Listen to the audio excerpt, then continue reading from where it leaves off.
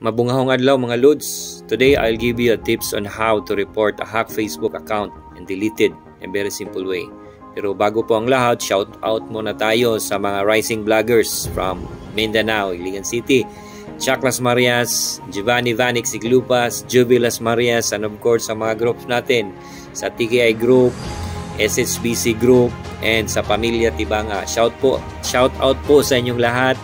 More power and God bless you more, right? So, balik na tayo sa ating topic ngayon. So, tips on how to report a hacked Facebook account. Sundin lang nyo ang mga steps na to, right?